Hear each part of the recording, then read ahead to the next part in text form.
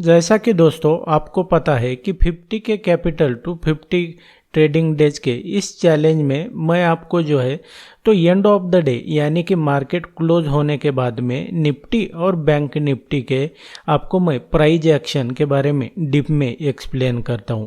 और ये वीडियो जो है तो ये 27 जुलाई 2023 के लिए बना रहा हूं मैं। और इस दिन निफ्टी और बैंक निफ्टी की एक्सपायरी होती है। तो यहाँ पे मैं आपको जो नए दर्शक है उनके लिए बताना चाहता हूँ, और जो पुराने भी मेरे जो चैनल पे जो सब्सक्राइबर है ये उनके लिए भी है। आपने एक बात नोटिस की होगी कि महीने में 2-3 बार ऐसे आते हैं जहाँ पर जो मार्केट है या तो आपका स्टॉक या तो निफ्टी बैंक निफ्टी कोई भी इंस्ट्रूमेंट हो वो ट्रेंडिंग में रहता है। 2-3 बार ऐसा मौका आता है जब आपको आपका सिर्फ 50,000 भी कैपिटल है तो वो दुगना और तिगना हो जाता है। और आज के इस एक्सपायरी के दिन भी निफ्टी और बैंक निफ्टी ऑलमोस्ट ट्रेंडिंग में रहा है। लेकिन ये जो ट्रेंडिंग डे होता है ये एक दिन पहले कैसे आपने इसको आइडेंटिफाई करना है ये मैं आपको कभी अगले वीडियो में बताऊंगा। लेकिन ऑलमोस्ट आज का जो दिन है तो ये ट्रेंडिंग में था। So without wasting any time मैं आपको सीधा चार्ट पर लेके चलता हूँ और वहाँ पे प्राइस एक्शन के बारे में डीप में बताता हूँ और वहाँ पे आपको entry exit stop loss detail में बताऊंगा। So let's begin. दोस्तों सबसे पहले मैं आपको यहाँ पर अगर निफ्टी और बैंक निफ्टी ने आज कैसे मूवमेंट किया वो मैं बताता हूँ, और उसके बाद में प्राइस एक्शन, और उसके बाद में आपको एंट्री और एग्जिट कहाँ पे करना था, आपका स्टॉप लॉस कहाँ पे होना चाहिए था, इसके रिगार्डिंग आपको मैं डीप में बताऊंगा। लेकिन आपने ध्यान में रखना है कि जब भी मार्केट जो है या तो आपका कोई भी स्टॉक हो तो अगर वो ट्रेंडिंग में रहने वाला होता है तो किसी भी लेवल की वो रिस्पेक्ट नहीं करता है। वो कुछ देर के लिए वहाँ से थोड़ा रिवर्स हो सकता है लेकिन ट्रेंडिंग डे में किसी भी लेवल की वो रिस्पेक्ट नहीं करता है। तो इसका अपने ध्यान में रखना है। ऐसा नहीं कि सिर्फ निफ्टी बैंक निफ्टी, आपका अगर स्टॉक भी है तो भी। तो सबसे पहले हम देखेंगे कि यहाँ पे अगर देखते हैं आप तो ये निफ्टी का चार्ट है। यहाँ पे अगर दिख रहा होगा आपको तो ये हम निफ्टी के लिए पहले बात कर रहे हैं, और ये 27 तारीख यहाँ पे आपको दिख रहा होगा। अभी 4:43 हुए हैं और मार्केट क्लोज हो चुका है।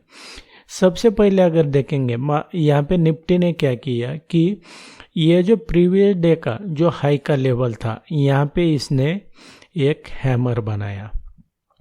यहाँ पे हैमर बनने के बाद में मार्केट थोड़ा ऊपर चला गया और फाइनली मार्केट ने ये यहाँ पे किसी भी जो लेवल है तो उसकी रिस्पेक्ट नहीं की है।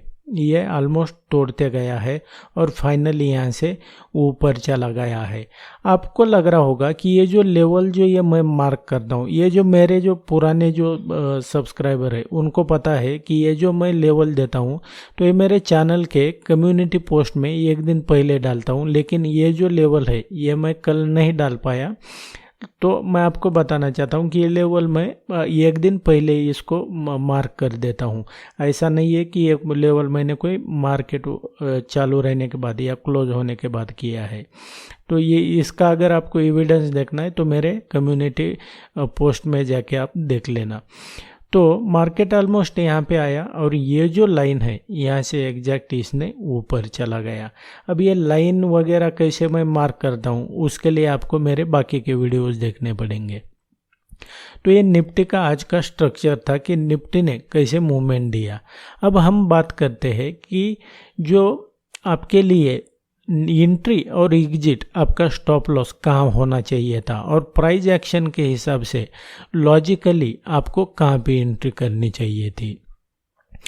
आपको तो ये पहले तो पता होना चाहिए। आपको अगर ट्रेंडिंग डे में आप अगर ट्रेड कर रहे हैं तो आपको पता होना चाहिए कि मार्केट कब ट्रेंडिंग में रहने वाला है, तभी आप जो आपका ट्रेड है तो वो पूरा दिन होल्ड कर पाएंगे और जो कैपिटल है तो वो दुगना भी हो सकता है। लेकिन उसके लिए आपको आइडेंटिफाई करने आना चाहिए कि कब ट्रेंडिंग में रहने वाला है, ये बहुत मायने रखता है।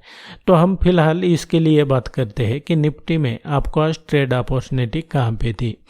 सबसे पहले हम देखेंगे ये फर्स्ट कैंडल जो है तो इसने हैमर बनाया, थोड़ा सा ऊपर चला गया और मार्केट यहाँ से ब्रेक किया। तो जिन लोगों ने ये फर्स्ट कैंडल को देखकर यहाँ पे जो लॉन्ग एंट्री की थी तो उनके स्टॉप लॉस यहाँ पर होते हैं इस लेवल पे। और थोड़ा मार्केट ने यहाँ पे कंसोलिडेट किया और मार्केट ने फाइनली यहाँ पे ब्रेक कर दिया। अब यहाँ पे प्राइस एक्शन देखना अब क्या होता है। जिनके यहाँ पे स्टॉप लॉस थे ये अपोजिट साइड उनके स्टॉप लॉस हिट हो गए, और ये स्टॉप लॉस हिट होने के बाद में आपको तो पता है कि अपोजिट साइड वो बाय ऑर्डर होते हैं, जैसा कि मैंने आपको बताया है। तो यहाँ पे अगर देखेंगे तो ये सेल ऑर्डर की यहाँ पे बाढ़ आ गई। और जो बिग प्लेयर होते हैं तो ये ऐसा क्यों करते हैं ये भी मैं आपको बताता हूँ कि स्टॉप लॉस जो है तो स्टॉक मार्केट में क्यों हंट होते हैं। स्टॉक मार्केट में वही लोग सर्वाइव कर सकते हैं जो नॉलेज से फिट है, जिनको नॉलेज है। अगर लोगों के stop loss big player hit नहीं करेंगे तो उनकी जो रिक्वायरमेंट है, उनकी जो क्वांटिटी है, तो वो कैसे फुलफिल होंगी। तो इसके पीछे का वो एक रीज़न है। तो यहाँ पे आपके लिए शॉर्ट एंट्री यहाँ पर थी। जैसे ही लोगों के स्टॉप लॉस हिट हो गए आप यहाँ पे शॉर्ट एंट्री कर सकते थे, स्टॉप लॉस यहाँ पे, और आपको पता है कि ट्रेंडिंग डे रहने वाला है तो आप इसको यहाँ तक भी होल्ड कर सकते थे। तो ये एग्जैक्ट इस लेवल से ऊपर चला गया है ये निफ्टी, तो आपने ध्यान रखना है यहाँ पे एंट्री थी। और जब मार्केट ट्रेंडिंग में रहता है तो आपको जो है तो प्रॉफिट जल्दी बुक करने की ज़्यादा गड़बड़ नहीं करनी है, इसका आपने ध्यान रखना है। आपसे अगर समझो ट्रेंडिंग डे में ये एंट्री मिस भी हो जाती है तो आप जब भी पुल बैक आता है तो एंट्री कर सकते हैं, यहाँ पे कर सकते थे, यहाँ पे कर सकते थे, यहाँ पे कर सकते थे, यहाँ पे कर सकते थे। तो अब हम देखते, ये तो हुआ निफ्टी का। अब हम देखते हैं बैंक निफ्टी का। यहाँ पर देखेंगे तो ये बैंक निफ्टी का चार्ट है, यहाँ पे आपको दिख रहा होगा, यहाँ पे ये बैंक निफ्टी का चार्ट है। प्राइस ने ये जो लेवल है मैंने अभी मार्क नहीं की है, ये मेरे चार्ट पर पहले से होती है। ये जो इंडिकेटर है ये मैंने मेरे लिए खुद कोड किया हुआ है, तो ये अपने आप प्लॉट हो जाते हैं। तो यहाँ पे पहली जो कैंडल है तो यहाँ से देखेंगे ये रेड कैंडल बनी, लेकिन ये जो विक है एग्जैक्ट इसी लेवल से वो रिजेक्शन मिल चुका है। तो अब यहाँ पे आपके लिए बैंक निफ्टी ने कंसोलिडेशन किया और फाइनली ब्रेकआउट दे दिया। और ये जो लेवल है ये क्या होती है क्या नहीं ये आपको कहीं पे भी देखने को नहीं मिलेगी, लेकिन मेरे चार्ट पर होती है। इसको मैं एक दिन पहले ये एनालिसिस करता हूँ। तो यहाँ पे मार्केट आ गया, पूरा दिन ट्रेंडिंग मेरा, और फाइनली यहाँ पर क्लोज हो गया। अब मैं आपको बताता हूँ कि आपके लिए ट्रेड अपॉर्चुनिटी कहाँ पर थी। मार्केट ने यहाँ पे कंसोलिडेशन किया। अब इस रेड कैंडल को देखकर यहाँ पे बहुत से लोगों ने क्या किया, ये जो विक है इसको देखकर लोगों ने लॉन्ग एंट्री कर ली। उनके स्टॉप लॉस यहाँ पर होते हैं। मार्केट ने कंसोलिडेशन किया, उनके स्टॉप लॉस हिट हो गए, तो आपने जैसे ही उनके स्टॉप लॉस हिट हो जाते हैं तो आपने एंट्री करनी है। आप यहाँ पे एंट्री कर सकते थे, स्टॉप लॉस यहाँ पे रहेगा और मार्केट ट्रेंडिंग में रहने वाला था, ये तो आपको पता है। तो पूरा दिन आपने वेट करना है।